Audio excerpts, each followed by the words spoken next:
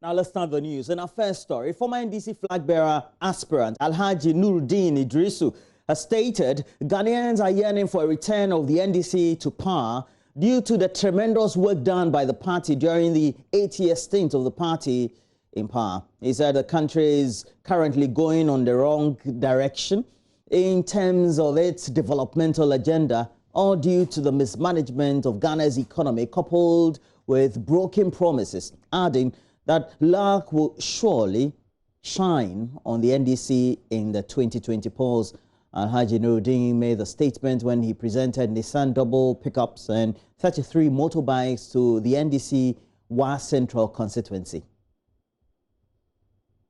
Former flag bearer aspirant of the National Democratic Congress NDC, Alhaji Nuruddin Idrisu, shortly before he donated branded NDC new Nissan double-deck pickup and 33 motorbikes to the Wa Central constituency of the party, stated that he is motivated by the enthusiasm among the grassroots supporters of the party and Ghanaians yearning for the return of the NDC to power. He stated that he has no scintilla of doubt that the signs are crystal clear for luck to smile on the NDC in the 2020 polls. Chances are very bright, taking into consideration the hardship, lack of jobs, collapse of the financial sector, collapse of the radio stations, broken promises. Definitely Ghanaians are yelling for the return of His Excellency John Dramani Mahama. So victory, inshallah, it will smile at us. Alhaji Nuruddin said the track record of the NDC in government, led by former President John Dramani Mahama, will sway the voters to their side than one led by President Akufo-Addo, which is replete with broken promises. When you look at His Excellency John Dramani Mahama, first of all, what did he do? We talk of infrastructure. E-blocks are all over the place. Nando promised how many? 350. From the scratch, nothing has been done. That is a broken promise. Look at the airports.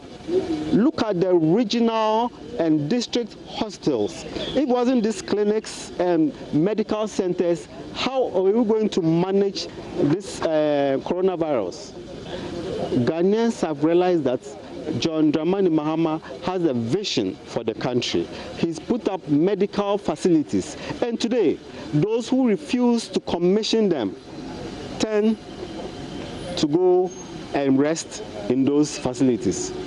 What are they doing? It is clear that this is the man that will take Ghana forward.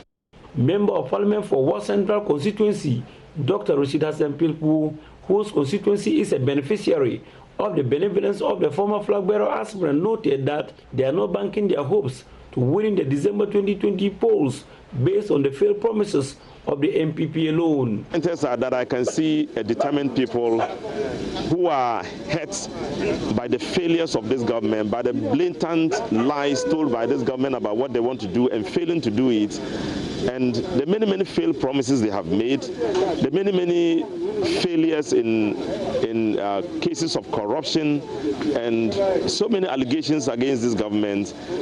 So people are poised. They thought that, I mean, for everybody I spoke to, for most of the people I speak to, it does appear to them that they have been deceived by the present administration, and they want to show them the way out. Reporting for the news, Rafiq Salam. Wow.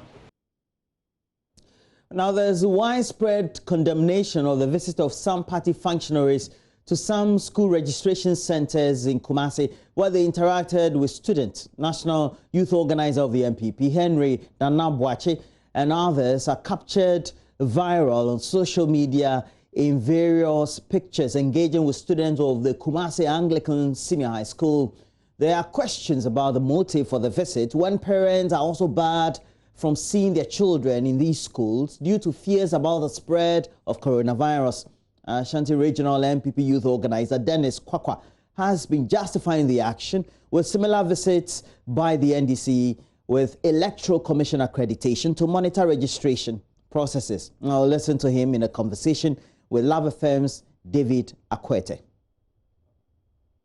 If you talk of school visitation, if you go to the school, you ask for the housemaster or whoever. Bottom line, you had an engagement with students. No, we didn't. Interaction with students. No, you cannot tell me. You cannot tell me there was no. No, take your time. Take your time. I am taking my time. I just want to ask a question. David, you said that you asked them how. I don't want us to banter over this. We did not visit. It's the same as every registration center that we visit. In fact, if you go to Kumasi Anglican, the prospective registrants over there were about 1,004 or so. You would think as a political party we wouldn't be interested in that, and we would be interested in the community that has only 200 prospective registrants. Please, Nana Kwesi, Onasi yesterday were in Konongo Dumasi. Kwame Zu and others were in Islamic secondary. So now you are justifying. No, please. Thank you. I said earlier that they had done the right thing by going to monitor. So do we. If anybody feels that we can accept their thinking, but we are not wrong in going there for monitoring.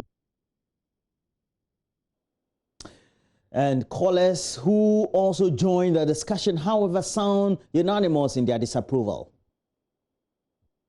The political parties, sometimes they appear as if they are above the laws of this country. Please, even the parent who gave birth to that child is not being allowed to go there. How much more a political party, executive? So please, they should stop that. Once they have done it, other political parties will also want to do the same. And maybe if it happens, look at the number of political parties we have in the country. You can imagine how many party functionaries will visit these students. In fact, the president said, in short, that there shouldn't be any activity in the school. This government has an agenda. That is why he sent the children to school, just to register them. What these people have done, it means that they are far above the law. They are the first-class citizens in Ghana. And I don't know why the MPP is trying to bet the election on whatever grounds that it may be. And they are ready and very visible to justify to their claims. And your justification as the man is even given in the studio is not accurate. At a point you are telling us you went with any students. At a point you are telling us you were doing introduction of your national youth organizer, and it's not accurate. Whatever what they are trying to tell us this morning, I just don't get it. I don't know what is the essence of this person going to register students in the SHS. Why would you even do it at the first place for your people to go there or the country? Probably we have to just give it to them. I hear you. Our vote is our power, but right now our vote is somebody's power, and they are misusing. Schools have opened, and they said parents shouldn't go there. Our own children, we shouldn't go there.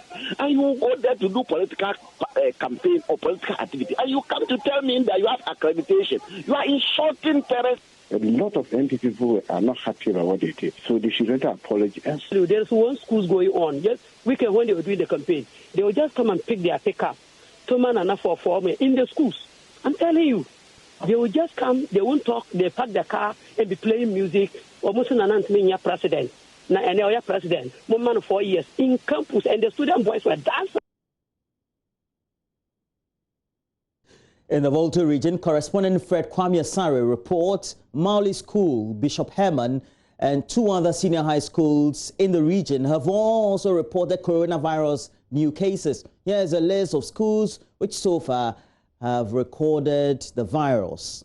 Archbishop Porter Girls, Ahantaman, Diambra, all in the western region, among others. Mauli School, Bishop Herman, Mauku Girls in the Volta region, Greater Accra, Accra Girls, Odogono, senior high school, among many others.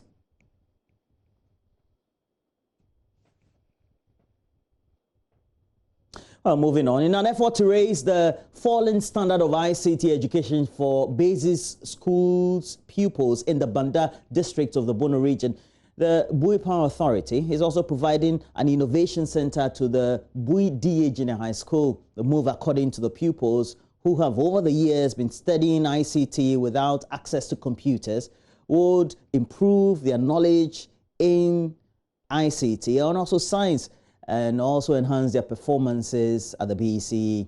Correspondent Anastabi visits the school and brings us the story.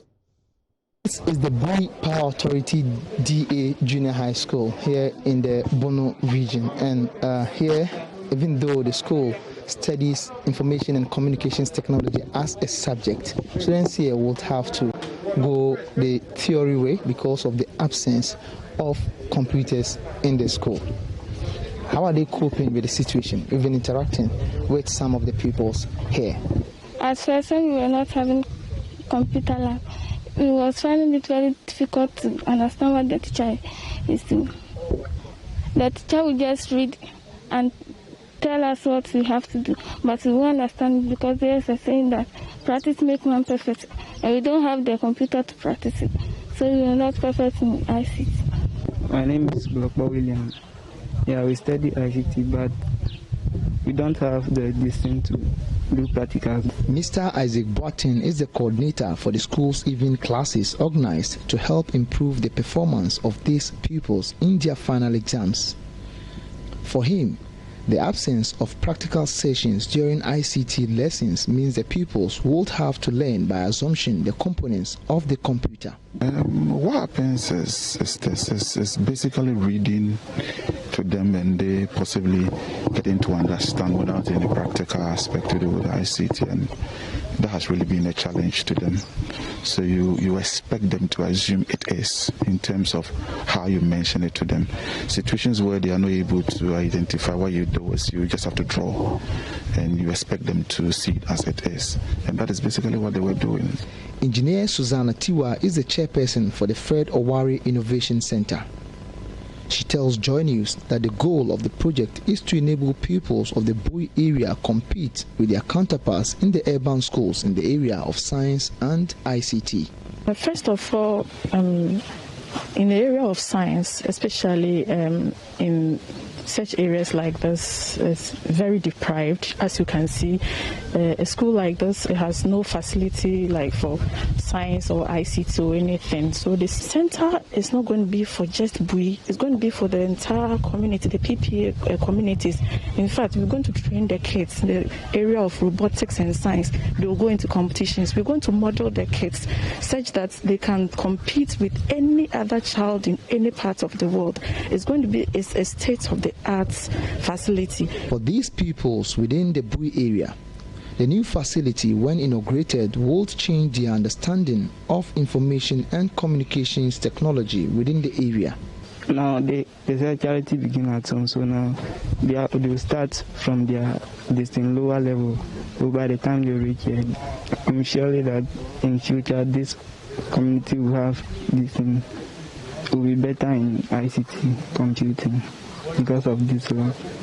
We are very happy because at first when we were not having it, we were not understanding the subject and the topics the master is teaching. And now that we are having it, we understand it and understand it better. So we think if you go for BEC exams, we can pass ICT. From the Bui DA Junior High School here under the Banda district of the Bono region, I am Anas Sabit for Joy News. Now, as a coronavirus pandemic continues, businesses are contributing to the battle against the pandemic. One of such businesses to provide support to an isolation and treatment center is the Echelon Engineering Limited. As part of its corporate social responsibility, the company has provided free technical support to the intensive care unit of the Elwak Isolation and Treatment Center. Presenting the equipment to the facility, the managing director of Echelon Engineering Limited, Charles Adia Kusi Jr., called on all to adhere to the safety measures and protocols aimed at stemming the spread of COVID-19.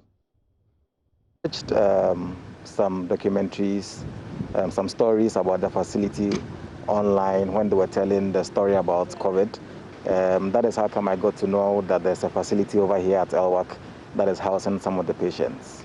Yeah, the setup was quite unique because, you know, as you can see, this is made up of tents. It's like a hospital made up of tents. That is the managing director of Echelon Engineering, Charles Adiyekusi Jr., narrating how he got to know about the Elwak COVID-19 Isolation and Treatment Center and the need for technical support at the intensive care unit. The decision to accept and provide this task meant Charles and his team had to go into the facility to carry out initial assessment before doing the installation. This, he says, was not an easy choice. So it was not an easy decision because aside even the fact that we had to do this as a CSR for free, my first concern was entering into an isolation center. I mean, it was quite scary in the beginning, but I had to visit the site to do a survey. And then after doing the survey, after putting on the PPEs, it wasn't easy. The first time putting on the PPEs, and it wasn't easy, accepting to come in contact with people who have the virus. Deputy Commandant of the facility, Major Matthias Yeli Ahig, explains that the gesture by the company would better assist them to effectively monitor patients and medical equipment at the intensive care unit. Before the coming of these CCTV cameras, what it means is that as and when you don't and go in, you go and check and then you come out. But you agree with me that even within a split second, anything can happen when you leave the place. But with these CCTV cameras that have been fixed directly to the machines, we can still monitor the equipment from the safe zone, which is the green zone. And when something unusual happens, quickly we dispatch a staff to go in and then do the necessary adjustment or attend to the patient. And then it is in the way giving quality health care to the clients who are on admission. Major Yeli Ahig also believes this would go a long way to reduce the consumption of PPEs by frontline staff at the facility. It doesn't rule out the fact that we will still be done in to go and give the medical care, but it has given us the opportunity to still serve the patient extensively and as and when needed. We don the PPE and go in. So to some extent, I even think this initiative will cut down on the consumption rates of our PPEs, because it means that anytime you are done to go in, you have a prior knowledge or idea of what is happening in. The project, according to Managing Director of Echelon Engineering, cost about 30,000 Ghana cedis. There are two things that we have to look at if we are doing a job like this. The first is the actual cost, the next is the risk. Now for a job like this, it's a very high risk job. And I'm sure there are several companies that have even turned this job down, no matter how much people are willing to pay.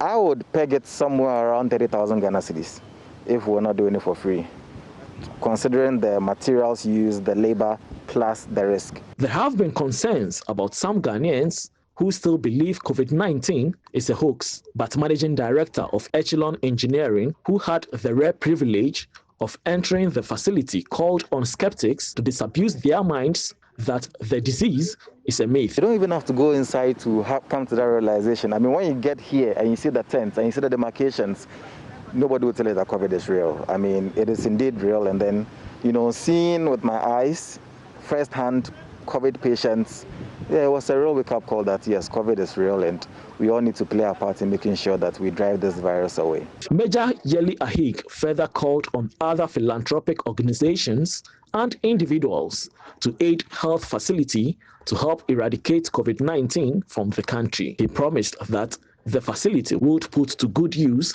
the camera and also ensure its maintenance. Well, that's it for the news. But it is your birthday today, Stella. You are a bunker based in Accra, and this one is coming from sweet Ifo Antoinette, who lives in Romford, the United Kingdom. I hope that you do have a great time today, and God also blesses you more and more. But that'll be it for the news. Make sure you join us, myself and Gifty on that. Pierre, we're in to review the newspapers next.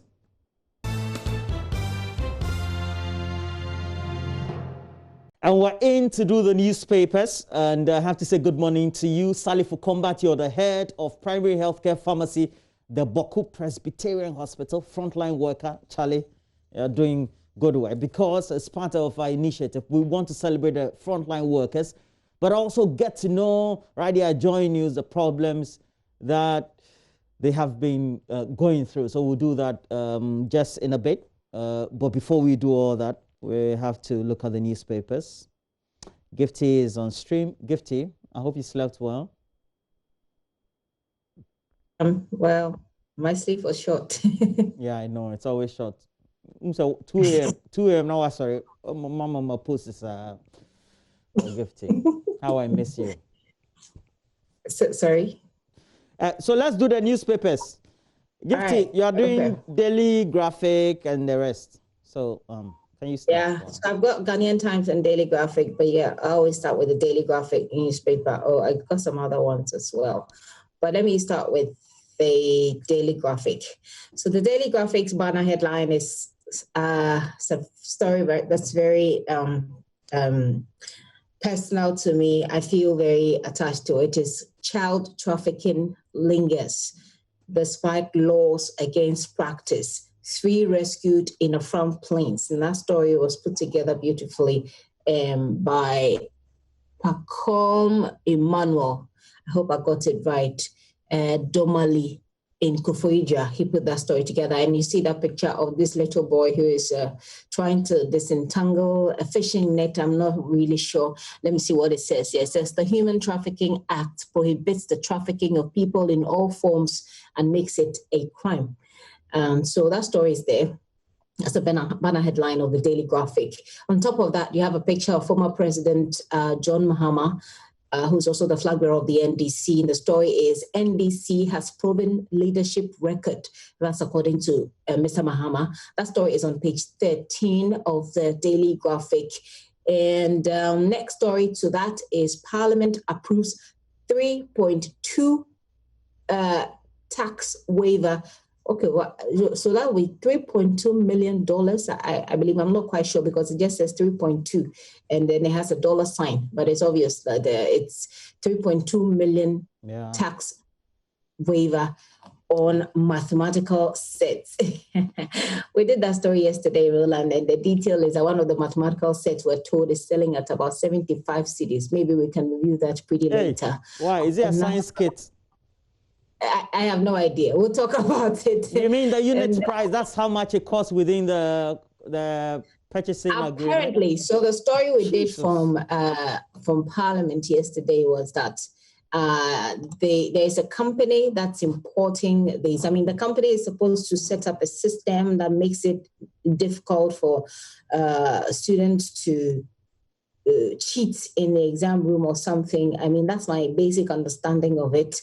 And they said the idea is that they're importing this math set as part of the program, and the math set is supposed to cost about 75 cedis. But I'm sure it's a discussion we can have more of in the course of the day. Maybe when we engage the parliamentarians or the education committee, we'll have a better understanding. But that's the story that we did yesterday on Prime. So let me just try and finish what we have here. So that's the Parliament approving 3.2 million tax waiver on mathematical sets. Very interesting. And then virtual premiere of Corona Life at 1 p.m. today. Episode 4 of Solutions goes live on Facebook. Daily Graphic, okay, at 3:30 p.m. They want to compete with my show. Okay, so that's the front. How will I say front line again? Front page of Daily Graphic. Back page of Daily Graphic. Let me see. Is that the back page? Yes, the back page of Daily Graphic. Department of Urban Roads begins mending Accra roads. Oh dear Lord. Okay. Yeah, so the story is there by Joshua. And I know you live in Accra, so you know that it hasn't reached your place yet. It's actually reached my neighborhood. I saw it yesterday. Oh, okay. So you're a beneficiary of the national cake. I don't know why you're sheepishly laughing like that. I think that the president needs to hold you responsible for. I'm laughing. I'm just laughing. So the story is by Joshua Bediako Kunsin. Okay. So I really want to get to understand what the plan is. That the plan is to fix all potholes around the country, or is this a part of the Year of Roads agenda, or is it a special package, or you know what I mean? Anyway. Oh, you people, when they do the road, you say no. When they don't do the road, you say no. No, I just so my concerns are essentially to try and understand what's the agenda. I mean, not agenda. Okay, so what is the plan so that I know after it all, my area here in Spentex will be pothole free, but that's my grandmother's hometown will also have roads that lead. So do you understand? I just want to have an idea what the bigger picture is. I think if you want the bigger picture, you just have to first listen to the budget when it's being read, get the details in the full document itself, and then get to the Ministry of Roads. But I still have a right to laugh and a right to try and understand. Well, you do. Okay, so Ministry of Food and Agriculture restricts sale of fertilizer in 5 regions. Why? That story is there on the back page of the Ghanaian of the Daily Graphic. Several Skelly Dairy wrote that story. And so they list the affected districts, they list the subsidy, then the prosecution and smuggling, and then prosecution as well. I think it's an interesting story. Grab a copy of the Daily Graphic, take a look at what it is. So that's it for the Daily Graphic, Roland. If I may go on, let's see, I have I have the Daily Statesman here as well. Shall I go on with it? Yes, please. Go on. Okay. So the Daily Statesman, Daily State, come on. Okay. So, Daily Statesman banner headline: Don't return JDM to presidency. Professor Ade warns Ghana will be worse off under Mahama. The story is on page 2. And it comes to the picture of Professor Ade, who also been speaking to us yesterday, the Super Money Show with Kojo Yankson. Beneath that story is NDC PC, that's parliamentary candidate busted for voter registration fraud, page 2. Yesterday we heard that his candidacy has been withdrawn, or was it his candidacy, or I think it was his ID card. His vote is registered. His eligibility to have his name on the new voters register. Yes. Right, was withdrawn. Okay, so that we did that story also on yesterday. I didn't delve too much into it as well. So, on the top of the banner headline, we have government procures 1,300 outboard motors for fisherfolk in coastal zone. That's a story that also featured in newspapers yesterday, and I indicated that on the post we have done it like 3 weeks or so ago. Brave World has a story there. A couple of adverts, I think. Back page of the Daily Statesman, football or soccer, or the things that make you guys crazy. So this one is what next for Manchester City after Champions League reprieve? And it looks like an analysis that has been done there. So it talks about to win the Champions League. It talks about rebuilding and replacing legends. Then Montari backs Mourinho after style criticism. So that's it for the Ghanaian Times newspaper also. Let's see. Should I go on, or do you want to come in with yours? You mean the Statesman? You just finished with the Statesman, so you have to do the Ghanaian Times now. Okay, Ghanaian Times newspaper I have here. Yes. Banner headline: Electoral Commission registers over 4.4 million in second week. Page 13 has that story, and there's a picture of Jean Mensah. Ghana's confirmed COVID-19 cases hit 24,518.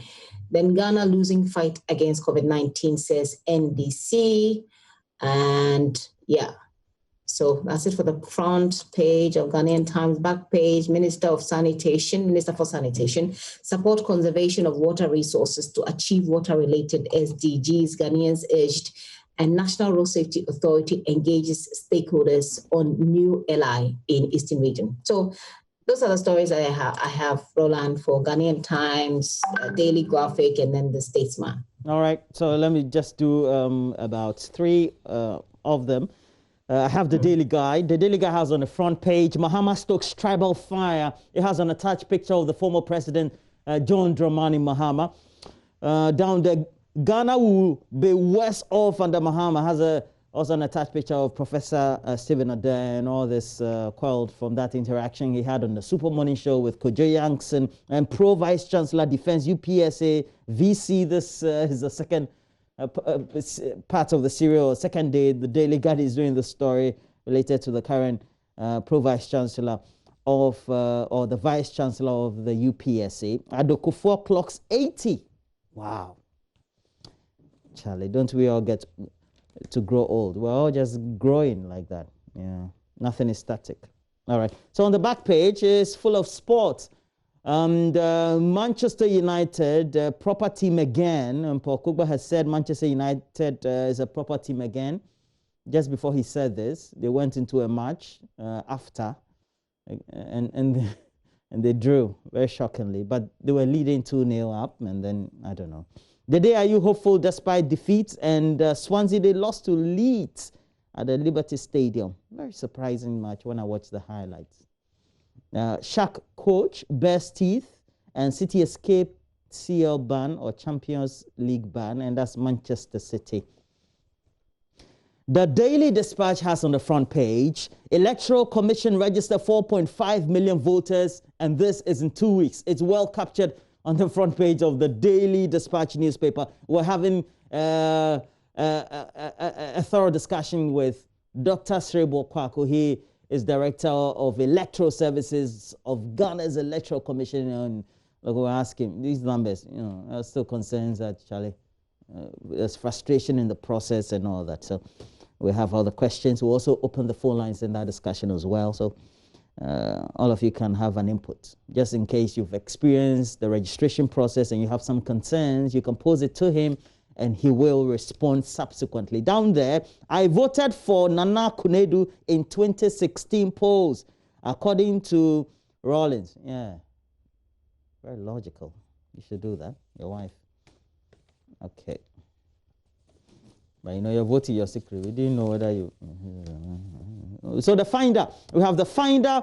It has on the front page 4.4 million voters registered. The Daily Dispatch says 4.2. But okay. So we have Greater Accra region. Apparently is leading. It's a very cosmopolitan region. Has 20.9% of the registered voters so far. And may Allah bless your good work. Chief Imam tells Dr. Mahmoud Baumia, he went to the Chief Imam to tell him, Charlie, I have been picked again as running mate. It's been ongoing, myself and another Danko Kufuado as my boss since 2008. We got the nod in 2016, and I'm going again, vying for a second term. Bless me. And the Chief Imam blessed him. IBM appoint Angela Trematin Jimo as first African and female regional head, and the Ivory Coast Vice President Daniel Kablan Duncan resigns. All right. Gifty, any pick for you? What's your pick for the morning? Gifty? Okay. And the Electoral Commission story, the voter registration story. So I say the trafficking story, but I've not really read it, and so I don't have the details. But the story yesterday broke that the CID, I think, had made some arrests of some people who tried to get into trafficking. I think the trafficking is a story that it's a problem that's ongoing. We've tried over the years to deal with it every now and then. The thing is that sometimes these parents will say it's out of poverty.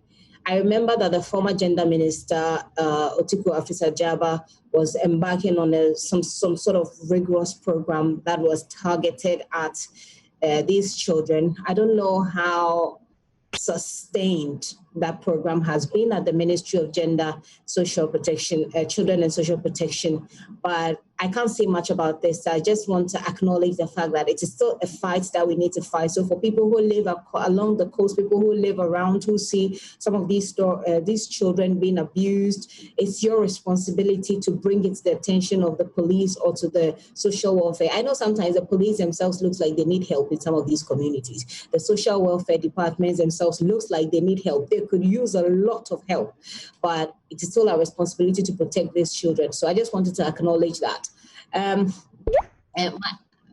Yeah, sorry? No, I didn't say anything. Please continue.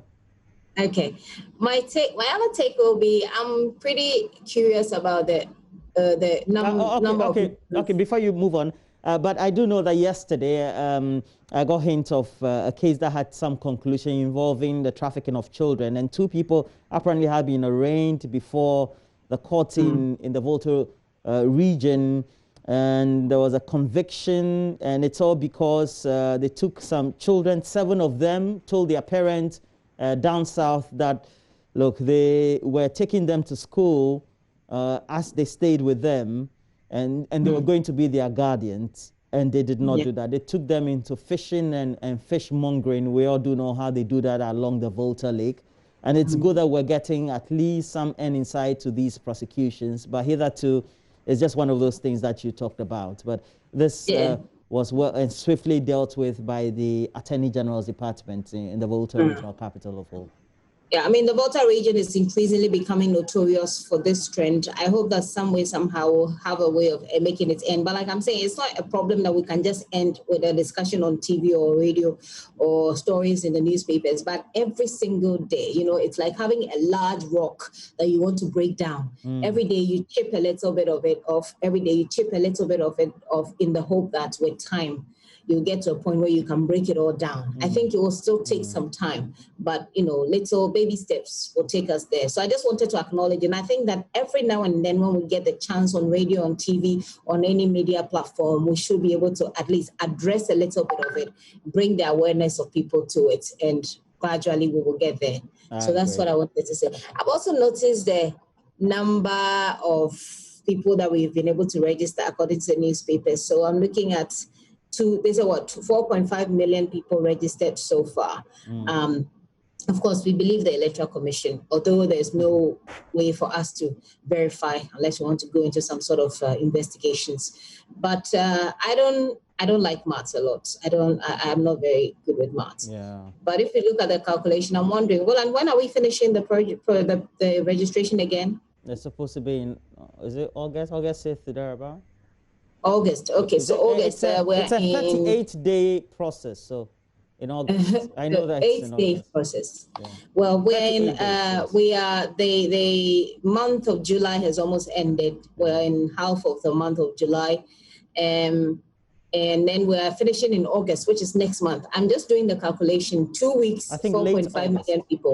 Maybe when you speak to the EC later today, you can find out whether we'll be able to. I'm told that we're expecting the projected number of people we need to register is about 17 million people or so. Well, the Electoral Commission says 15 million, even though in the last register that was used for the polls in 2016, we had 15.4 million people. But when you ask the questions, they say that's a justification why they said there are ghost names on the register.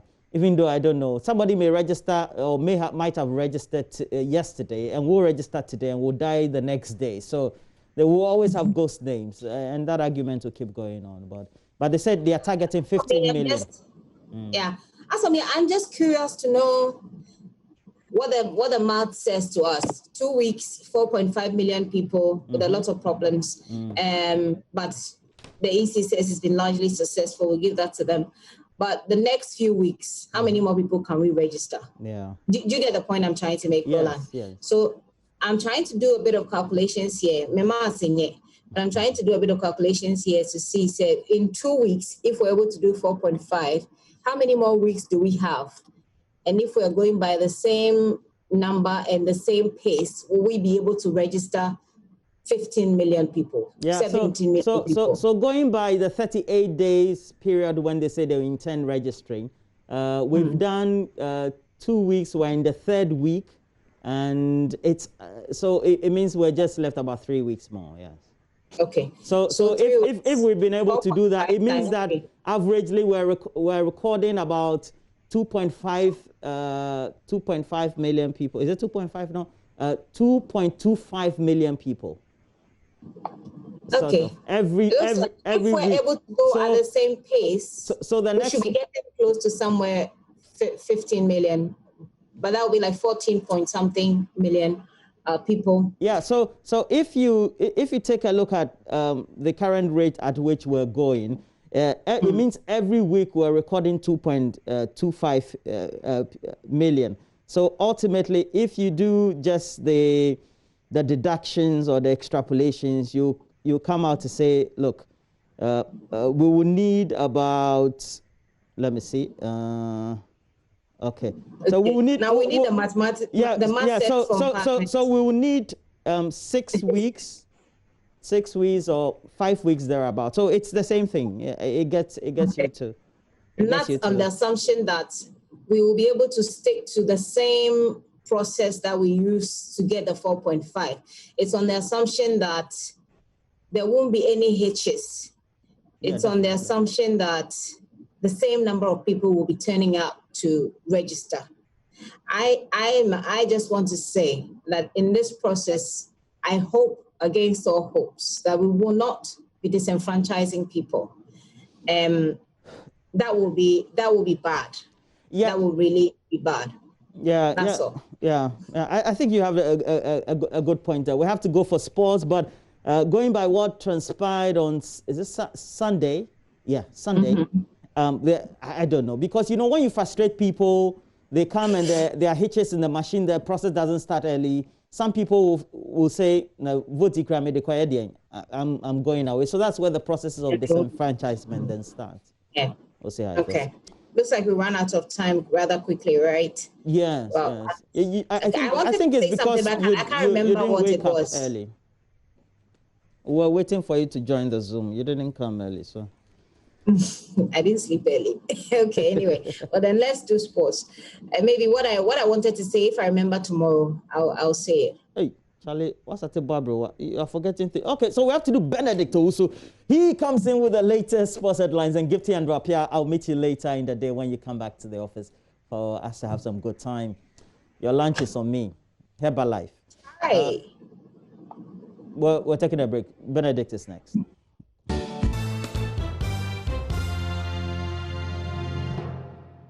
Well, we told you that we'll have a conversation with Dr. Srebo Kwako. He's Director of Electoral Services for Ghana's Electoral Commission. And we just want to interrogate the numbers of, so far, the names that have been put on the new voters register and what they mean. Now, we also do know that the Commission has been undertaking registration across schools. And it's been raising a number of concerns, but apart from these, we know that it is doing this within the period of coronavirus, where the students are in school third years, and then also the Go Track students. How are they doing that within social distancing protocols, knowing that all these have been concerns for parents as well as other stakeholders? But now, let's give you some education. The Bank of Ghana has served notice to financial institutions and individuals, including the public, about how fraudsters are now using mobile money and other forms of transaction of a sort to dupe people or to defraud people unsuspectingly. Now, this forms part of the current wave of e-crime that is being undertaken. But we need to put all these related matters into perspective. And how do we do that? We have Mr. Eric Mensah. He is a security intelligence e-crime analyst. And he's joining us. He works with the E-Crime Bureau, has great expertise in this detection, etc. Mr. Mensah, thank you for joining us and good morning. Thank you very much, Roland. Good morning also to your viewers and listeners. Now, great. We know that, technology these days has made things easier for us. But for the Bank of Ghana to raise this alert also means that we have to be alert. From what you perused, what the concerns were from the Bank of Ghana, what did they mean? Or how do I understand what they were trying to communicate? Yeah. In fact, there are a lot of cyber-related attacks coming in now because a lot of people have now subscribed to e-payment portals, and they have actually adapted to e-payment solutions like mobile money, ATM card usage, and the rest. So criminals have also been their schemes that we have seen. In fact, the letter from Bank of Ghana, the modus operandi that was actually stated in we at E-Crime Bureau, we saw this coming in about 2 years ago. There were some issues in relation to this very modus operandi. But COVID-19 has further aggravated the issue. And in fact, criminals are impersonating telecom organizations and coaxing people or financial institutions as well as individuals to transfer funds fraudulently to them. So that is what Bank of Ghana seeks to communicate to the financial institutions. But we do know that electronic means of undertaking transactions are important. And that is where the world has moved to. We are now gradually trying to use that as mainstream. At least I know that for the banks, that is the way they want to go.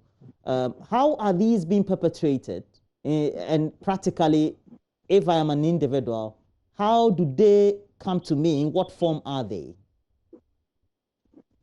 Now, there are three different modus operandi we have seen in relation to this Momo fraud alert. The Bank of Ghana mentioned that criminals call the financial institutions. Another scheme that we have seen is the email-related one, where these criminals send emails to financial institutions telling them that they want to actually teach them how to reverse financial transactions on the Momo platforms. Another one that we have also seen is that the criminals themselves go to the financial institutions and then they print tags as if they're coming from these telecommunication organizations and then try to, social engineer them to transfer funds to them. So basically, these are one or two, modus operandi that these guys are using to defraud people, and partly because the awareness is not there. The awareness is not there. So people just take things as it is, and then they, transfer funds to criminals before knowing that it is fraud. And the Bank of Ghana, going by the alert, is indicating that people are giving certain messages. It's as part of the process. Also, they ask staff to enter certain codes on the mobile platform. The codes entered lead to debiting of the bank's mobile wallet. How does that come about, knowing that you work with the bank, for example, or you're very much not averse to issues of financial institutions, and then you rather end up entering codes for which you should be more alert of? Roland, the criminals have become very, very sophisticated, I must say. What they do is that they call you, and sometimes they mimic the caller numbers. There are softwares currently in the ecosystem now can even mimic you, Roland, over there. The criminals can mimic your number, and then when I get the call, I will even think that it's coming from you. So these are some of the technologies the criminals are using. And then when it gets to the bank staff in-house, in the branches, they tell them they're coming from the telco. And there was one modus operandi we saw. They will actually play the ringtone and saying, if you want English, press 1. So, Upetria, Mia 2. These are some of the technologies they are using. Okay, so it makes it believable. It makes it believable. And another thing we have seen is that sometimes they will not tell you to input. Let's say they want you to transfer 1,000 Ghana cedis to them. They will not tell you to input 1,000 at the money section. They will tell you to input perhaps 0. So when you input the 0, the information that will come back to you is invalid. Input again. Then there, they will tell you to input 1000. Even instead of saying 1,000, they'll tell you 100. So you would think that they are taking you through some codes and the rest. So after you finish inputting all that, before you realize your money is gone. So the criminals have become very sophisticated. And as financial institutions, the awareness must be created. This is the time that they would have to do trainings for their staff on e-payment related fraud and then mobile money at large. This is not targeting only financial institutions. The mobile money vendors, the subscribers, our grandmothers, our aunties, even in the villages, are facing this kind of modus operandi. So initially, with mobile money, they started with normal calls. They've graduated to having back-end codes, decoding, and algorithms being used. Is that what you're saying? Yes. In fact, when you study cyber crime, that is the work we do. There are criminals who are actually writing scripts to even compromise your smartphones.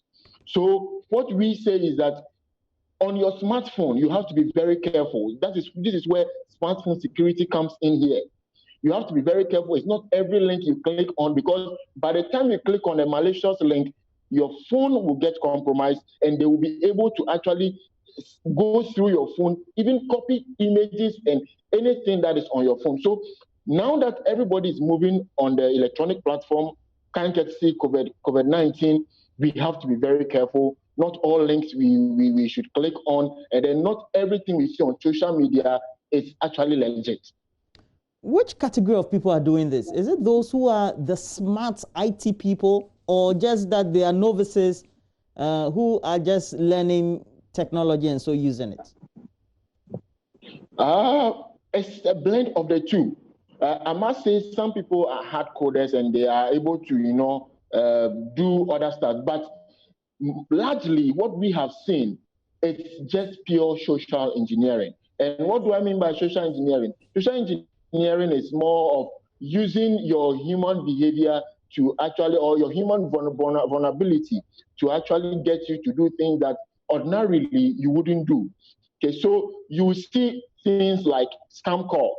They call you that there's a business somewhere. You see even things like they call you that they are calling from, let's say, fetish place, Tigari or whatever, and somebody has brought your picture in, transfer money. So those are some of the things that come into play in here. So it's more of social engineering from where we sit than hard coding and hardcore cyber criminals. Okay, so how do we caution the public then? What should be the caution for me, an ordinary Ghanaian, whether I'm living in a village somewhere or in an urban area or peri-urban community? Okay, so for the ordinary Ghanaian, I'll take it from two perspectives quickly. For the financial institutions, as Bank of Ghana rightly mentioned in the circular, no single person should be allowed to operate, in fact, do these reversals. There should be some dual control, and then there should be training for their...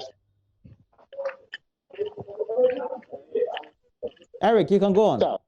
Go on. Okay, great. So data protection issues, and then also they should look for insider involvement. Sometimes we see these things happen and you realize after investigations there are insiders involved. So financial institutions should take these things seriously. Now, for the ordinary subscriber on the grounds, please, not all that glitters is gold. Let's not follow, how do I call it, juicy deals, too good to be true deals. Someone calls you and says, oh, I want to show you how to, make money in some few hours. Then you follow through, especially in relation to this modus operandi that Bank of Ghana has really sent out. Do not follow instructions from anybody telling you that they want to teach you how to reverse funds. No, please. When there's an issue, please call the telco that you are subscribed to, whether it's MTN, Vodafone Cash, or Airtel Tigo. Call them, call their offices. If you are closer to their offices, go to their offices yourself. Don't allow anybody call you to tell you they want to teach you. And one bonus to your listeners and then viewers, please, I have mentioned on several platforms that we receive text messages telling us that somebody has transferred money into our account. Please, most of these text messages, what we have seen is that it's coming from regular numbers. If you receive such messages, don't transfer money back. Otherwise, you end up being defrauded. Wow, Eric Kweku Mensah. This is good education. But the last one, I know it's a bit controversial. I don't know whether it's part. These days we're having the registration ongoing. That's another conversation. But this is off it. But we just need advice. We're moving to electronic forms of communication, technology deployment, etc. I'm sure one day we'll have electronic registers, right? Or e-voting. Is that the same way they can use in hacking into the system? In fact, I don't want to go political, but I'm going to speak as a professional. In fact, we are all moving on to the technology platforms, and nothing is 100% secured. Nothing is 100% secure. So far as technology is involved, some technologies can be hacked, okay? But nonetheless, if institutions put in very secured protocols in place or put in measures in place to safeguard themselves, they can be safeguarded one way or the other. But nothing is 100%, impenetrable. You can't. In fact, what word do I even use? Everything is hackable. Yeah. Let me just use that word. Yeah. Are you very good at the IT yourself, or you are just good at detecting and learning it? Roland, let's talk about this back door. Charlie, I'll come to you for some tips. Eric Kweku Mensah works Roland. with, he's the head of the technical department, right?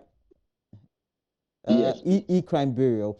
And I have to say that Philip helped me get you, and it's been good education. All of us will be on the alert, but I think what we need to do is to intermittently with E-Crime Bureau, make sure that we do the education. At least if we can do that every week and give some tips to our viewers, we'll be very much happy, right? We can do that, can't we? It is very, very possible. You know, as part of our corporate social responsibility, it is also very important that we, once in a while, media houses, great media houses like Joy News, when you call us, you come on board to share our perspectives so that the citizenry can be safe. But I must say that financial institutions, as I did mention, should, this is a wake-up call for them to train their people. They should training.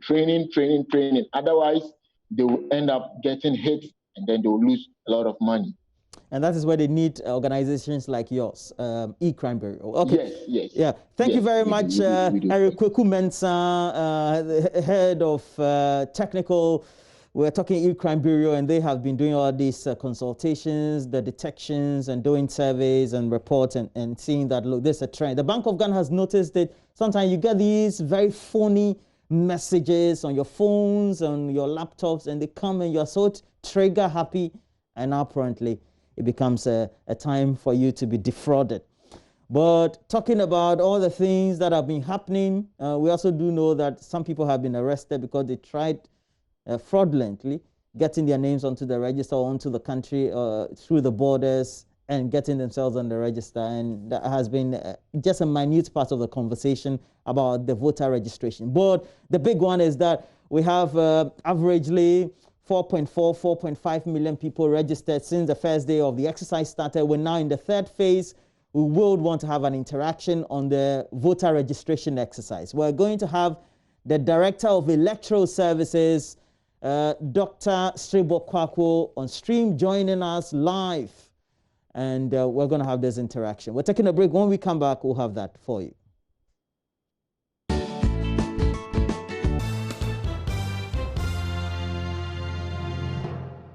And it's a process that is ongoing. We've entered the third phase of the voter registration exercise, but there's also great indication that some successes have been chalked, if not a lot of it, but some little glitches or hitches have been suspected and also detected.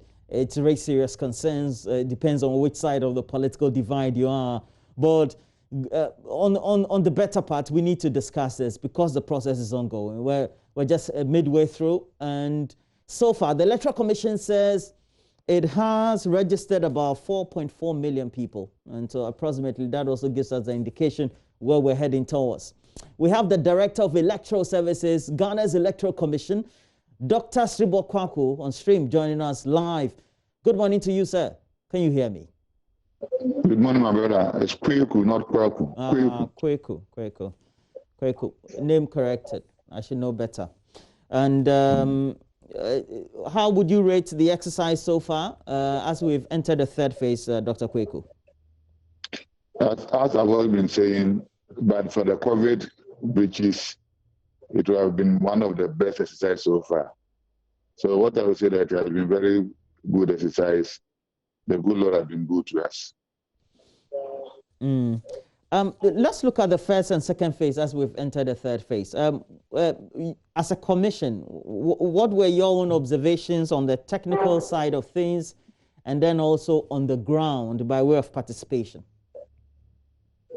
It's again, but for the COVID, because if you look at the records, it has been very good. The patronage has been very good. The people have been comporting themselves. But unfortunately, the COVID protocol observation has been the challenge. But you can consider that comparatively, the second phase or the second batch has been very successful than the previous with respect to the social distancing observation and the rest. So we are improving upon day by day. What about the technical side? Your machines? The technical side, naturally, going into major activity of this nature, once in a while there will be some few hitches, but we have technical people to address them. I think 3 days ago, we had a challenge because we were then rolling out additional kits. From the 30th to June, 30th June to 5th June, we were going halfway. Then the 6th to 11th, another halfway. Then on the 12th, that was 3 days ago, Sunday, we moved full hog phase. So we were previously handling about 3,400 to 500. By this time, we have moved to about 7,000. And we needed to activate them before they can operate them at the field. Normally, the kids are with them, but we don't give them activation code. Because if the kid is there, nobody is using it, the temptation may be that somebody may be tempted to use it for unexpected usage. So it's only when the machine is ready for usage that we activate them. And this activation is done through activation code sent from the head office to the districts. And we had challenges with network and other things, but on Sunday, some of them were able to activate around 4 o'clock and the rest. But for yesterday, no challenges. Today, we are expecting there will be no challenges too. Okay. So you are saying that during the first and second phase, you use a certain set of machines. How many of them did you use? We used around 3,400 to 3,500. But now we are getting to 7,000. Okay. And the 7,000 is a full deployment? Yes, that's the full deployment. Okay. So that in the full phase is about 6,780. And that's what we are using now. Now, how many people did you estimate you want to capture? For the whole period? Yes, please. Yeah, we are targeting 15 to 16 million. I don't understand. What is 15 to 16 million? What I mean is that we are expecting that by the time we will finish the registration in early August, we are expecting that we have registered between 15 million and 16 million. The register you are replacing, how many people per your records do you have on it? It's about 16.7. And we are saying that it's booted. So if it's booted, then we are expecting that the figures should come down. Now, the situation that was recorded on Sunday, why is it that the activation codes were not given to the ROs or the officials early enough? That's what I said. We don't want them to activate them where the machine is lying idle. The temptation may be there for them to misuse it. So it's only when we are ready that this machine should go to the field that we give them the activation code. Are you saying that the machines were not on the field? Because I saw the machines on the field, but they said they were waiting. Yeah, and said that they are on the field, but they have not been activated, so they cannot be used. Okay. It's only when we are ready that this machine should now go to the field that we give them the activation code. There were some concerns expressed by the main opposition party. We're talking the NDC here. And they felt that if you look at where the problems were coming from, they were mainly in their strongholds. Let's say even in Accra, you have it in Ayawaso, East, Central, and some of those places. In some polling or some registration centers where if there was a polling center, usually NDC would get the highest vote. So they have these claims being made. And they justified. Walker, sir, it covered every district in the country.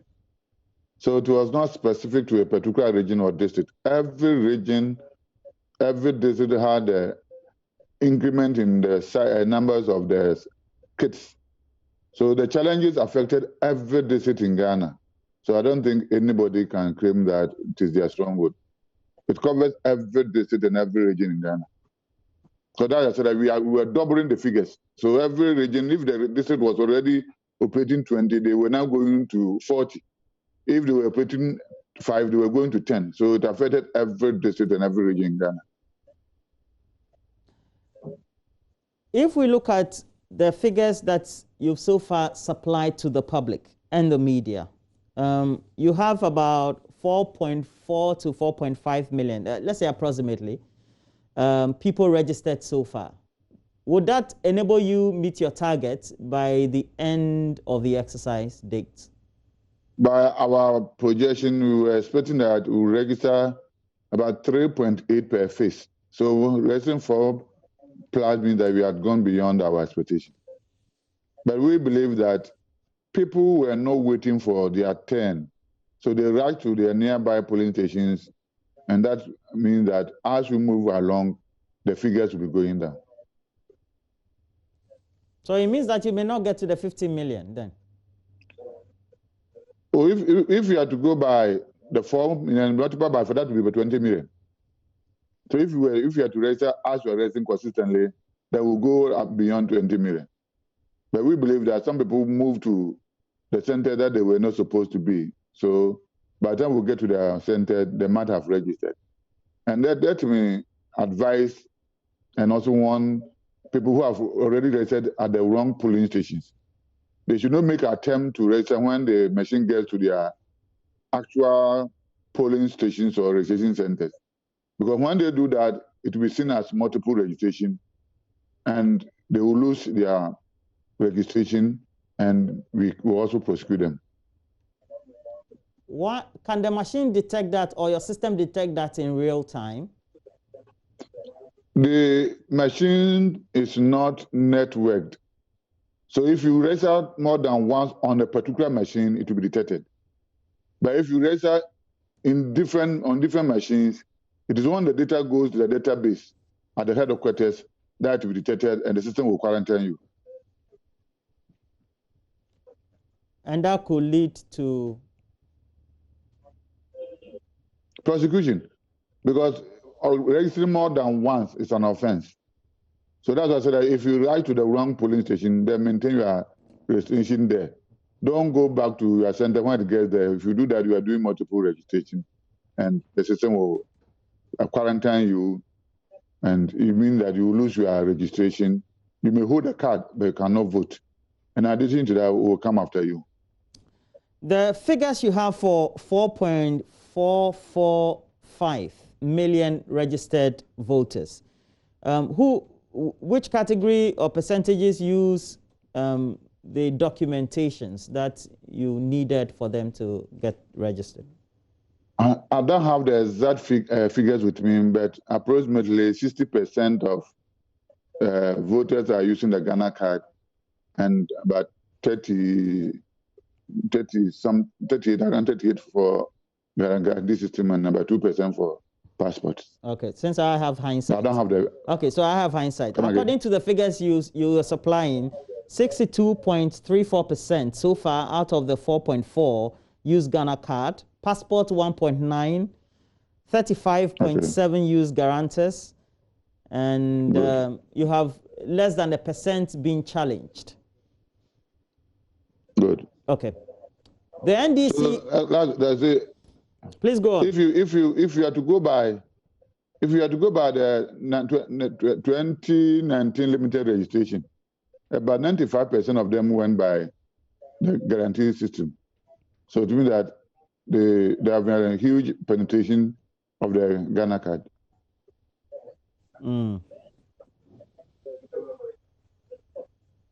If we're going by this, then it means that we could have just taken database of Ghana card and then added guarantee, done a limited registration for guarantees.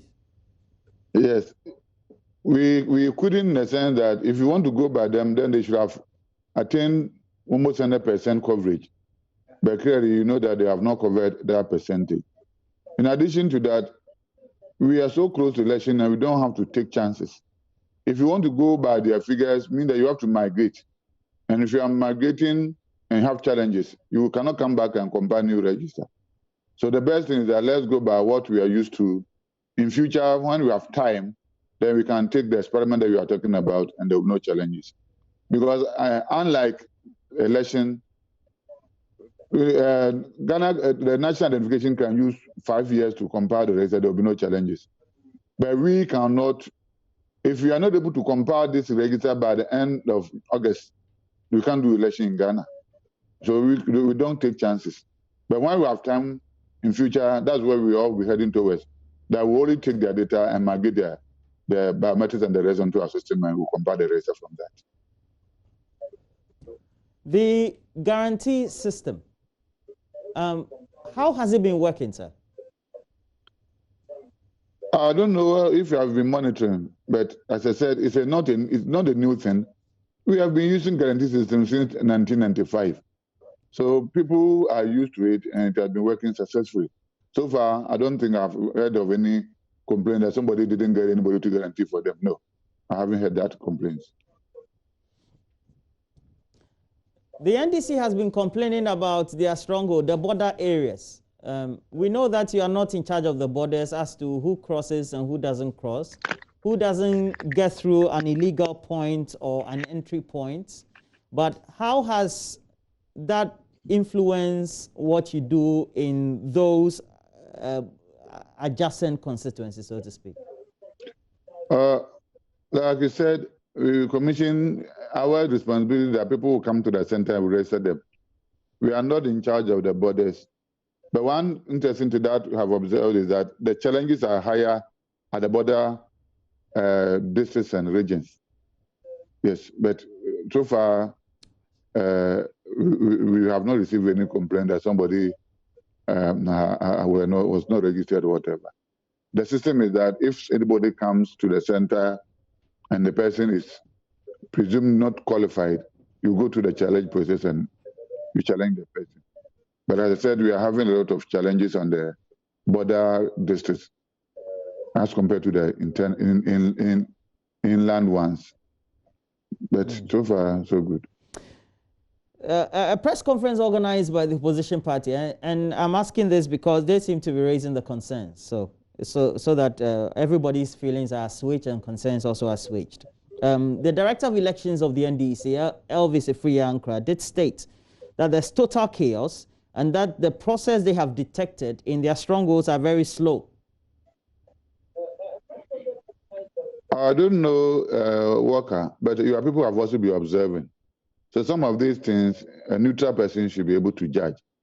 But we know that we've sent same equipment, same processes to all places. In the course of sending the materials, we don't discriminate. They are the same machines, and people have been trained to go by that. So if it is slow, I don't know, slow means that the people will intentionally delay the process. It can be. But even if there's a process with respect to some people not registered, that's why we have made buffer with respect to the mop-up time. And I always give assurance, and that is the stand of the commission, to the last person who is qualified to register and makes himself available has been registered, the process will continue. The centers for registration, by law, what processes do you go through to demarcate them or legalize them? You register the people for polling stations. So people should know that if I'm registering, I'm being registered for Rona Walker's polling station. Because in the course of registration, we call them registration centers. When we are voting, we call them polling stations. When we are doing exhibition, we call them exhibition centers. So they are the same thing, but they assume different names, depending on what we are doing. And in each case, we have to gazette them. So registration centers have been gazetted. After the close of registration, they become exhibition centers for exhibition. And the course of election, they become polling stations. So, Gazette, have you gazetted all the centers you are doing the registration now? Yes, we have. The ones at senior high schools, have you gazetted them? Let me give the difference. some secondary schools are themselves polling stations, so they are registration centers. Mean that the students over there don't have to go anywhere because they are registration centers. And those in these such areas, they are competing with the community around. Because once a polling station, anybody living within that community will have to come to the campus there to register. So the students are registering with the community inhabitants. Then we have people to centers to which are outside the school campuses. So for some of them, there will be a secondary school here and maybe a nearby primary or JSS.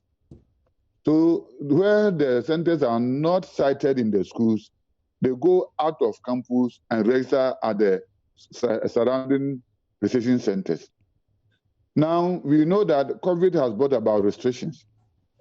So the GES wrote to us that as part of the conditions for reopening of the schools, the students are not supposed to go out of campus. So we should help them registered. So the commission decided that in that case, we will send the machines to the polling stations, and we have the mobile teams which are already registering people when there are congestions. So we register them at their schools and assign them to the registration centers, which is closer to their schools and which will have served as their registration centers, but for the restrictions. So those people are registered not for the polling station in that school, but the nearby registration centers. So they cannot vote in their schools if they are not already polling stations. So their names will be sent to their actual polling stations. So I don't think anything has changed. You would have registered at outside, let's say, Joy FM studios. But because of the restrictions, you will come and register you at Joy TV and put your name at Joy FM. So you will still vote at Joy FM. So when COVID is still around on December 7th, how is that going to be for the voting process? If it is to be like it is now, then we will still go by our protocols. We should all bear in mind that the Constitution gave us the mandate to compile, register, and conduct and supervise elections. The Constitution did not give us mandate to postpone elections. And the Constitution says that not less than 90 days to the expiration of the president's term and not more than 30 days. So not more than 90 days and not less than 30 days. We are supposed to conduct elections. So when we do our computation, the last day that we can conduct election is on the 7th of December. So that on the 7th, the president can be sworn in, that is 30 days. If you remember, in 1992, we did the presidential election on the 3rd of November, which was about 2 months to the expiration of the president's tenure of office. So we can do presidential elections any day from 90 days to the 30th date. But parliamentary, it says that we cannot do it less than more than 30 days. So the last day that you can do parliamentary election is the 30th day to the expiration, which is on the 7th January. Meaning that we can do even parliamentary election on the 6th of January, provided we get a result for them to be sworn in. So if you want to merge the two, not less than 30 days and not more than 30 days means that they will meet at 7th December. So Electoral Commission cannot, under any circumstance, conduct presidential elections after 7th December. It will be a breach of the Constitution. Okay. So we are planning to have the election on the 7th December. If there's any law, whatever, that comes to say that it should be postponed, they shouldn't come from Electoral Commission because we don't have that mandate. So as far as we are concerned, we are gearing towards 7th December, and all activities are towards that. And we have rolled out our program of activities from 1st of June to the 28th of December. 28th of December, sorry, 21st of December. So in case there should be runoff, they are all captured in our timetable, and we have sent them out. So I believe you should have it now. The question I asked was in relation to the structure by which you are registering across senior high schools, and I was asking on December 7th, if the situation still persists. Okay. How is the voting Yeah, going to be done for that category of people who are senior high school students and have to vote on campus? Yeah, so on the 7th of December, these people that we are registering would have finished school because they are mostly the final year students. So on the 7th of December, they will not be under any restriction. And we are expecting that most of them would have gone to their communities of origin. In that case, they might have applied for transfer to vote at where they will be residing. But those who will be on campus, they are not supposed to be on campus because they might have completed school by then. Yeah, that's logical. So who will do the transfer for them? The 18-year-olds. The transfers, 18-year-olds are outdoors. That's why they are allowed to vote. If they are 17, they are seen not to be outdoors. That's why they don't vote. So once they are registering, then the law expects them to be outdoors. So what they will do is that they will go to the district where they will be residing after completion of school. And then they will make themselves available with their card. The electoral commission will transfer them to wherever they want to vote. Okay. We've seen pictures of Nana B, for example, at the school in Kumasi, interacting with a student at a time when there's also an officer just behind with the table set for registration. So you allow them to, is it public education, EC education, National Commission, civic education, or what are the parties supposed to be doing on the campuses? Once you open the place for registration, then by law, the political parties are also accredited to observe the registration. So wherever we are registering, the parties have their agents there. Our responsibility is to go there to register them, and the party's responsibility is also to observe that if somebody is not qualified, they can object to the person's registration. It is the responsibility of the school authorities to determine who goes there and who doesn't go there. It is their responsibility to determine who can have access to the students and who should not have access. Ours is to go there to register them. So I wouldn't know what transpired between Nanabi and the students. Dr. Sebo, it looks like there are lots of things you don't know when it comes to this one because the parties are participating, right? We are doing our registration. We have accredited some of the party executives to also monitor their activities. So if he went there with accreditation, then it is the school who should determine what anybody can do. The commission cannot go there and be giving instructions to them. You should go here, you should not go there. The school authorities are in charge of the schools. Our responsibility is to register them. There's a peculiar case of an NDC parliamentary candidate. During the registration process, he went to register, but we've had an individual go to challenge his eligibility to register at where he's supposed to register. What are you familiar with this case? What's a peculiar case he finds himself in? Yeah. Per my briefing, you know, I was a deputy regional director in Central Agency, so I know the terrain very well. What I've been told is that the candidate went to a community, the name has just escaped me, it's just around the Terridge area, to register. So when you went there, he quoted a residential address. Nkamfwa, the place is called Nkamfwa. He quoted a residential address. And somebody who was there said that you don't reside at Nkamfwa. So the person, the challenge system is that if somebody is registering, the person is not qualified. You only call the attention of the registration officer to that. The applicant will be informed that somebody wants to challenge your registration. It is left to the applicant to decide that, okay, then I'm not registering, or I want to register. If the applicant wants to register, then the challenger will fill the challenge form, citing the grounds that he thinks that the person is not qualified. It could be border on nationality, that the person is not a Ghanaian. It could border on age, that the person is not up to 18 years. It could border on the soundness of the mind, that the person is not of sound mind. And it could border on the fact that the person is not a resident of the locality. You should register within your locality. A polling station is serving a location. So you should be within that location before you register at a specific polling station. So on any of, or you can even challenge that you have already registered and you want to register again. Because of that. So when the person is challenged, there are these grounds are on the form, and there are portions for them to take. So you only take what is applicable to you, the reason for your challenge.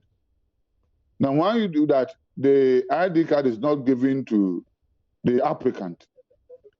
This registration review committee is set up, and you will appear before them. So my information is that the person was challenged that he doesn't stay at the house which he is quoting the house number. So they appear before the review committee, and it will interest you to know that on the review committee, all the political parties which are active in the district are members of the committee, including the district police commander and district director of education. Our district officer is a member secretary and one traditional ruler. This committee meets and select their own chairperson who will chair their meetings. So when they come out with their verdict, the commission is mandated to implement them. When the verdict comes, and the law is that in the course of their sitting, they have the same powers as a district court. They can subpoena witnesses and do investigation, whatever they want to do. So when they establish their verdict, the commission is bound by their judgment to implement them. So that is exactly what has happened. Now, it could be that the person, even though wants to be a parliamentary candidate, necessarily needs to be a voter in the constituency. That's it? The law says there should be a registered voter. Okay. And I'm not so sure about the registration of whether it should be in the constituency or not. Okay, so it means that he can still be. So does he have an opportunity then to still become a voter by the time that he's supposed to file for his parliamentary candidature? Once the challenge is upheld, you have to find a way to purge yourself. If it stays, then the machine will have quarantined you in the system. So no matter where you go, once you register, the machine will see you as having done additional registration, which is an additional offense. So he can only purge himself of this process. Apart from that, he can never be a voter. Okay, so if he provided an information, say, I stay within a certain area, and the committee has found out he doesn't stay in that area, but stays in another area, that is not an offense. It's just maybe... It is an offense. Okay. Because the law says that if, in the course of registration, if you give wrong information, you should be even prosecuted. So if you don't reside at Joy FM and you tell us that you reside at Joy FM, it is established, you have given wrong information. So you can even be prosecuted. I'm not judging his case, but that is the issue. So if it is established that he really gave wrong information, then his disqualification is justifiable and he can even be prosecuted. How would you, as Electoral Commission, rate yourself so far? As we enter, is it 3 days into the third phase of the exercise? Yeah, 3 days into the third phase.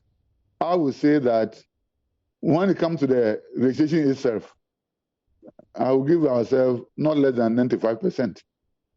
The major challenge has been the observation of the protocols, especially with the social distancing.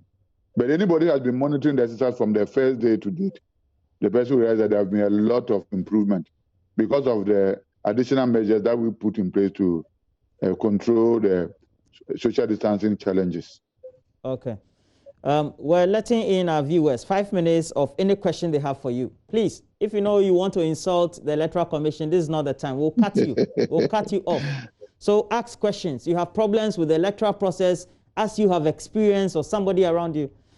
So we already do have. We'll display the numbers again on the screens. Dr. Srebo Kweku is the Director of Electoral. Martin, where are you calling from? Good morning. I'm calling from Tekrade. Okay, wait. Dr. Kweku, can you hear him? I can hear him loud and clear. Okay, please go ahead, Martin. Yes, I'm calling from Takrade. I have a problem with, I just want to ask a question of our ward in the nursing training colleges. Because I have a ward in nursing training college in Takwa. They are not allowed to go out for the registration. May I know if they have gotten any arrangements this nursing third years who are also writing in these colleges? Okay. Can you understand? I said my ward is in nursing college. Yeah, Martin, we've gotten your question. I'm sure Dr. Sribo to have got it. Dr. Sribo, wait. Let me take one more caller. Please, next one. Hello. Please, what's your name? Where are you calling from? My name is Sichofe.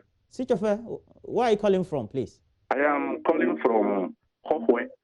Okay. What's your question? My question is that, can I register at a place and then later on transfer my vote to maybe my station where I reside? Okay, question 2. Let me take a third, if we have.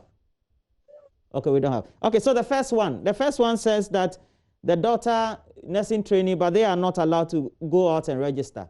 And interestingly too, you haven't set up a polling center there. So we're wondering, they're all students. COVID is in. What I would say is that all the other institutions which were under restrictions, those that came to our knowledge, we covered them.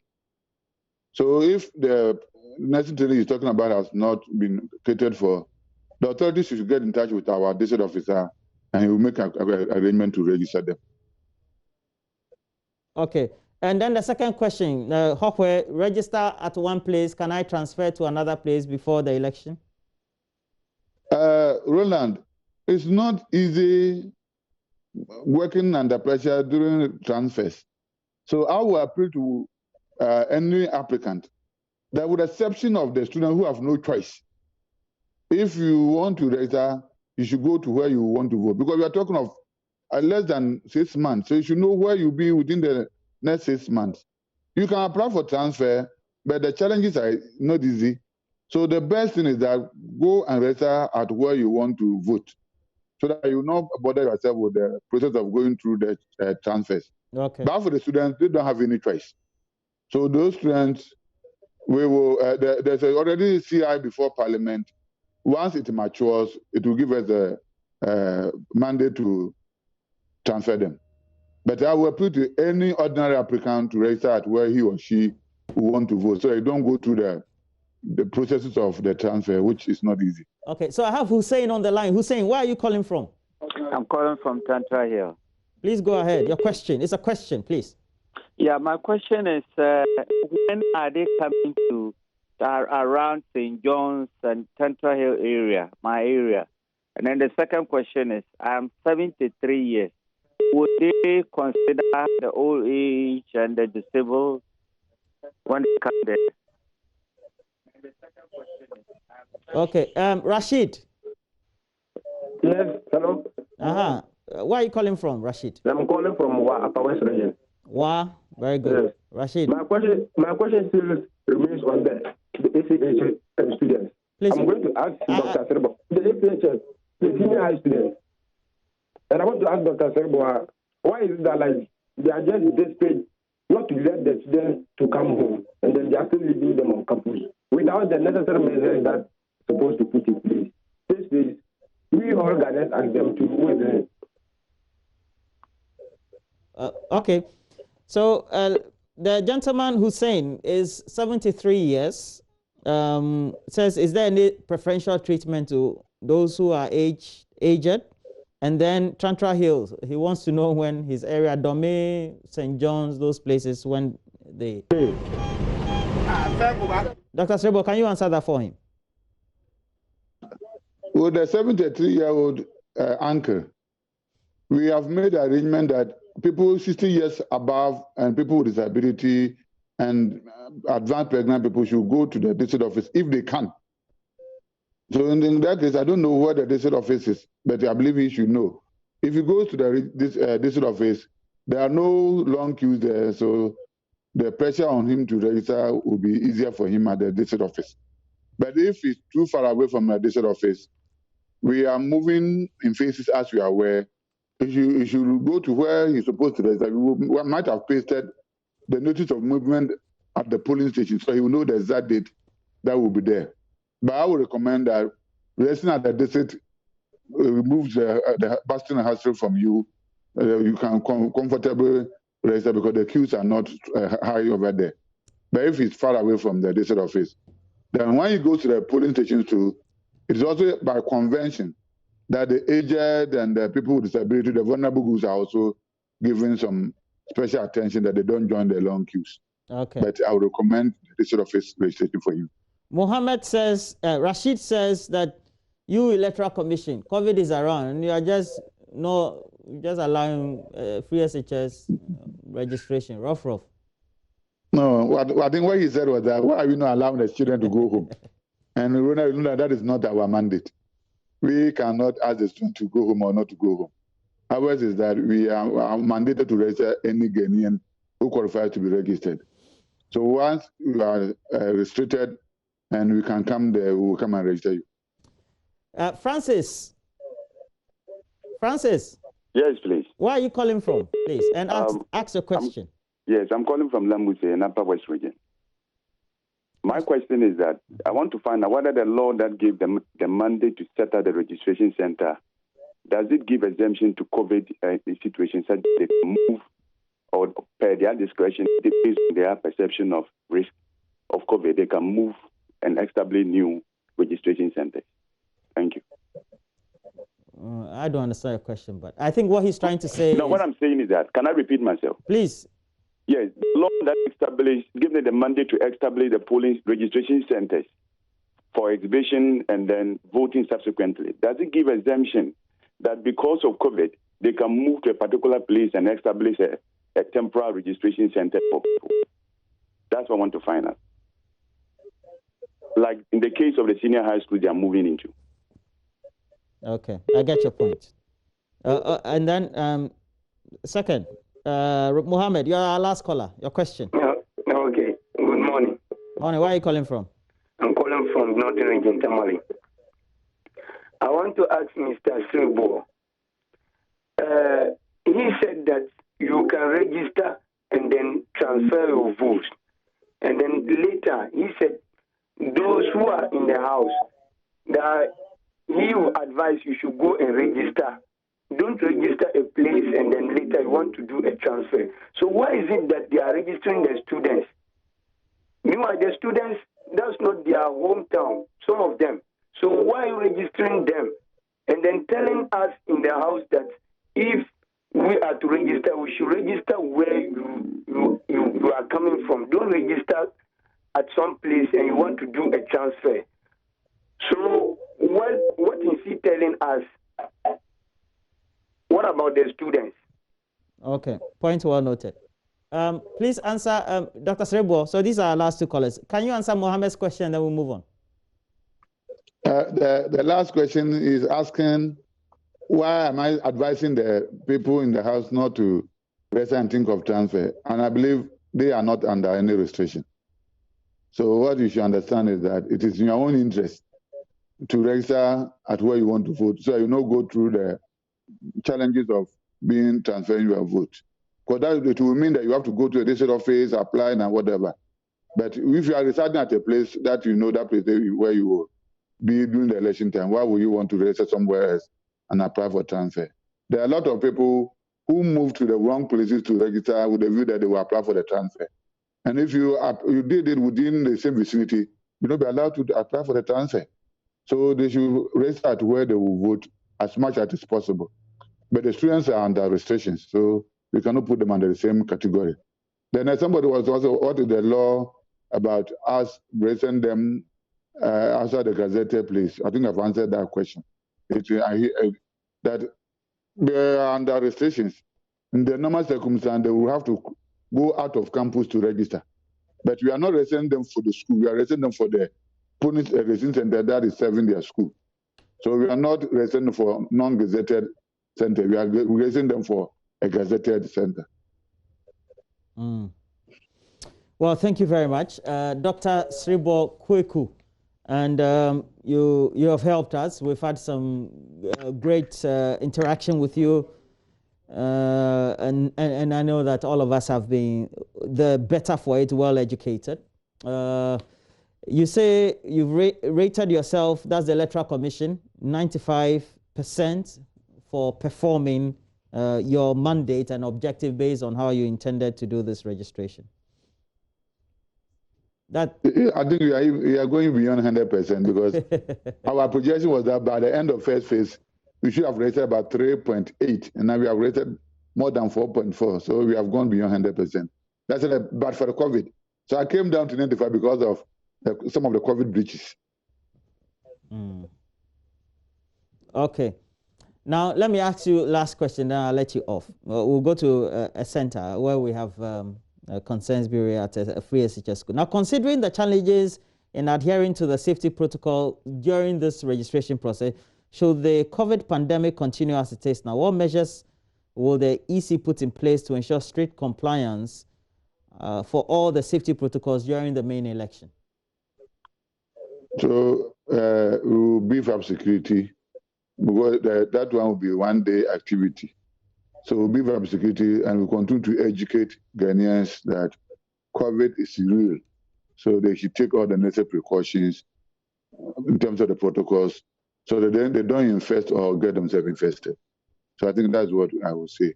But we will go by the protocols that have been laid down by the National COVID team.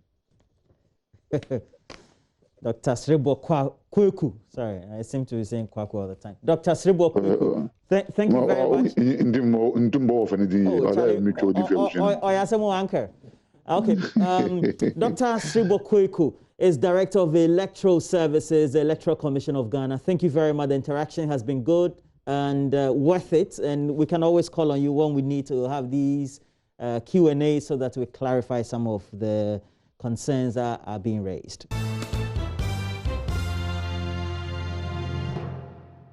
And we move on straight away to Maxwell Agbagba. He's lurking somewhere around the walls, if not the premises of the Accra Girls Senior High School. We do know that now it's been confirmed they have about a positive case of about 50, 55. We want to get the atmosphere there. Maxwell Agbagba, over to you. Well, Maxwell, how's it going? Hello, Roland. Yeah, what have you noticed so far at the Accra Girls? Yeah, hello, Roland. Yes, please. Please, what have you noticed so far?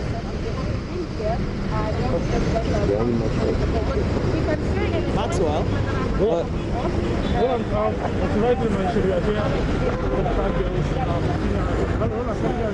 Yes, I think your sound, we're getting the ambience instead of the main sound itself. So perhaps we have to check the main sound and get back to you. But look, we do know that we have Wither Skins. We showed you part 1 of Seth Kwame Boateng's latest documentary.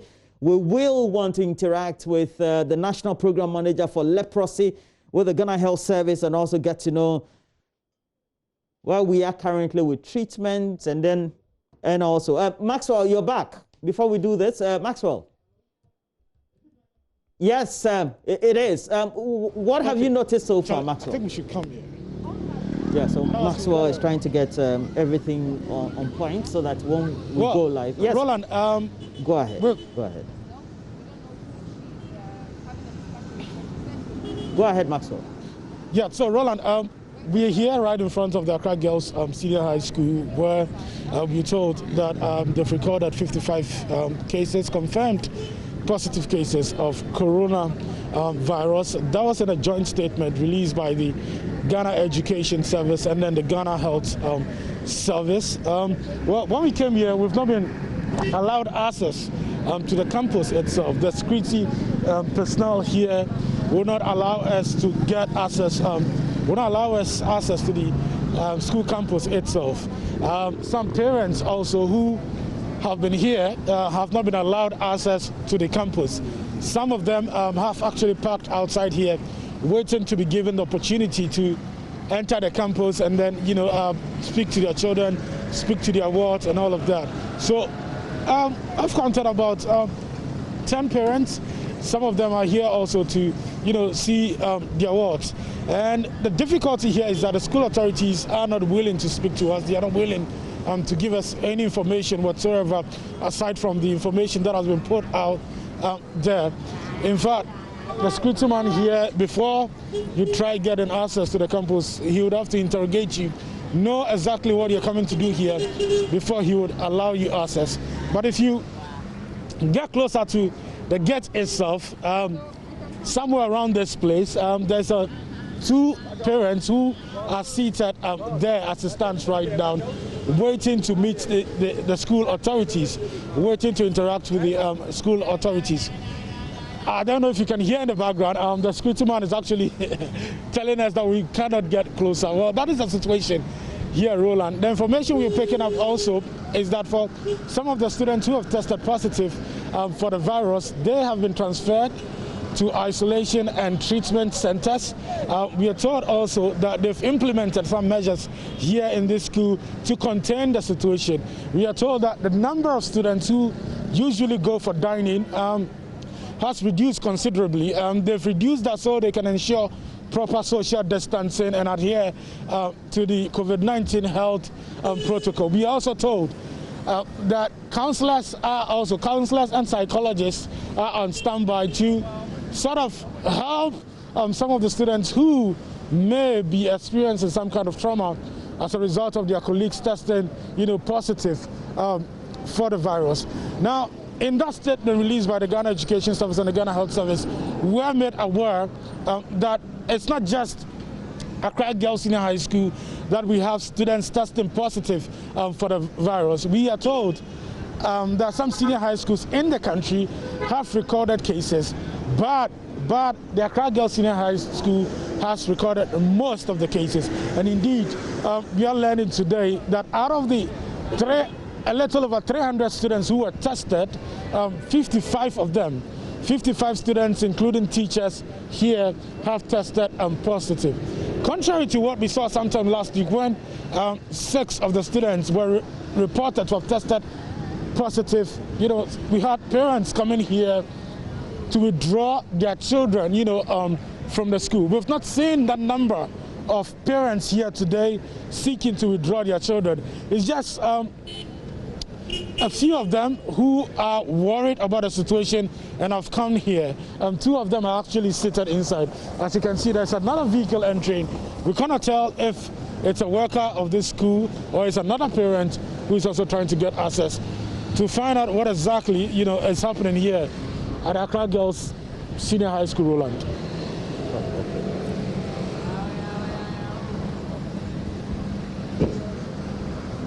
And Maxwell, have we been able to get information at least whether we've had some visitations made by the national COVID team, etc.?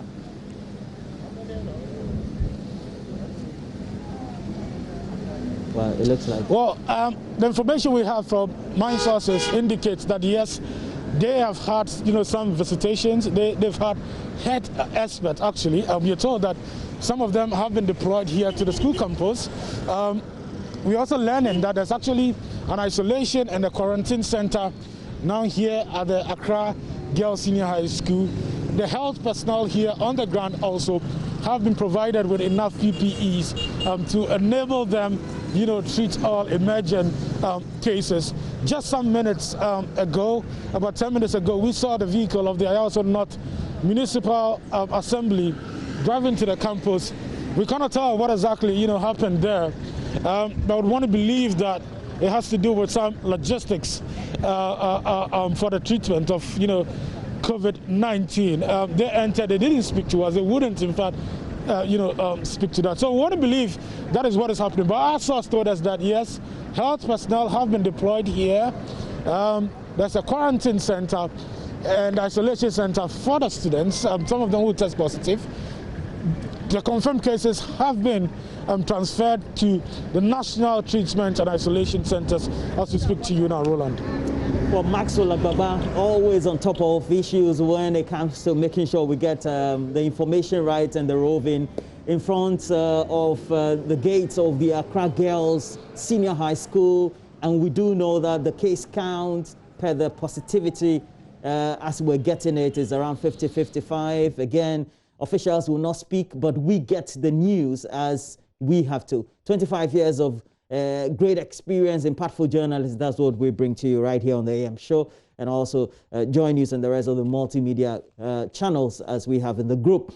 But Seth Kwame Boateng with us, King's latest Hotline documentary. We have the first part, we'll have the second part, and then the third part. But we need to speak to the real issues. We're speaking to the National Program Manager for Leprosy with the Ghana Health Service. Next, stay with us.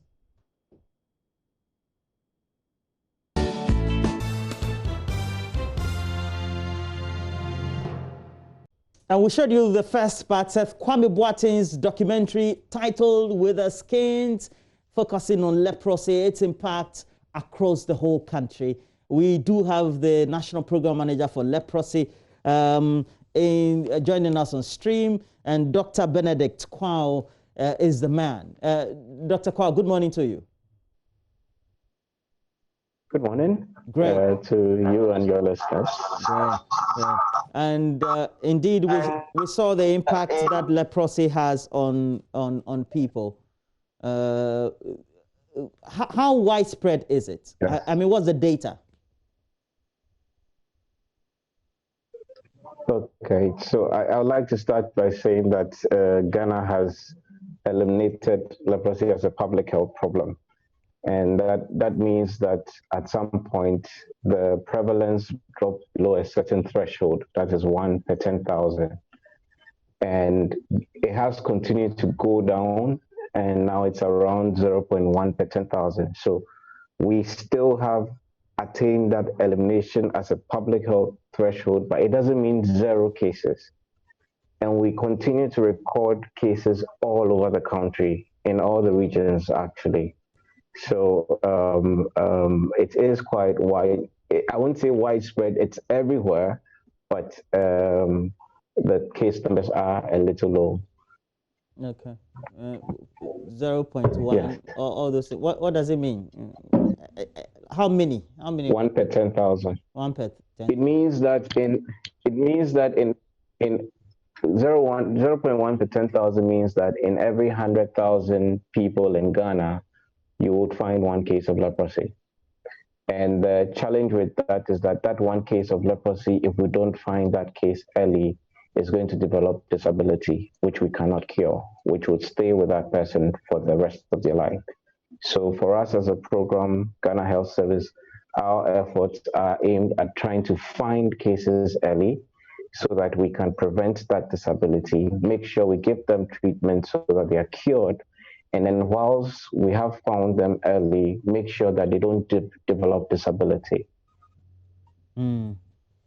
Now, why is it that in the peculiar case of the victims or the patients who Seth Kwame Boateng interviewed, even though they consistently had gone to medical institutions or health institutions, it was not detected early? Okay, it's a number of things. Usually, when people have skin conditions, we have realized that their first point of call is not the health facility, and so there's a bit about the health-seeking behavior of. And so someone may buy something on a bus, go to a community pharmacy, even go to a prayer camp before coming to a health facility. Then there's the other leg, which is when they come to the facility, whether the person seeing them is able to accurately diagnose the condition.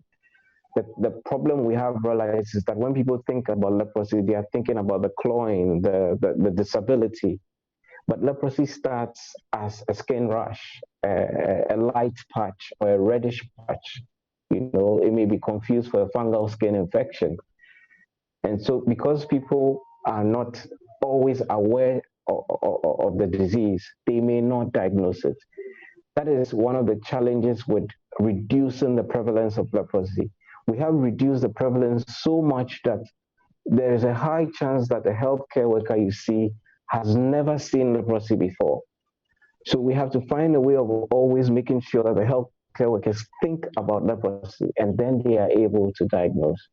If we're able to fix the health-seeking behavior and also fix that diagnostic delay, then we will be able to find cases early before disability.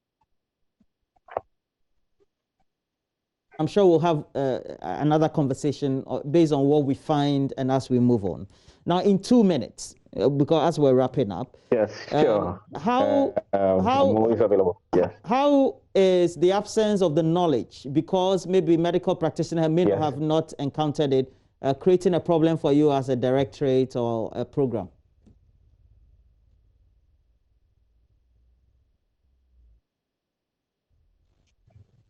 Well, we continue to get cases who have disability at diagnosis, which tells us that we are not yet at the place where we are diagnosing cases early enough. That is the biggest thing for us.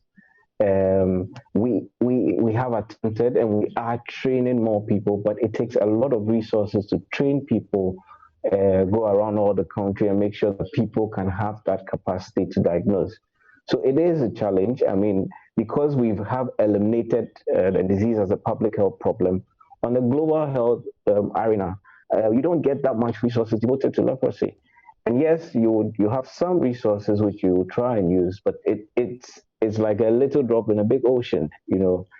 And you cannot fault the global health arena too, because there are bigger diseases. But then we also have to look at the fact that with this disease, for one patient, it can be a whole lot of distress and despair for the rest of their lives. Well, thank you very much. Dr. Benedict Kwao, this is not the last time, definitely, because we have part 2 and part 3, we'll come back to you on this subject. He is the National Program Manager for Leprosy, and he did indicate Ghana has eliminated leprosy as a public health problem or ailment. As a result of that, we now have just the ratio of 0.1% of the population within 10,000 getting infected. So you just have to do the extrapolations for 30 million estimated population of Ghana, and you get to know how much that is. So that approximately will give you the figures. But look, we have to do showbiz as we wrap up the conversations right here on the AM show, and Kadi is ready.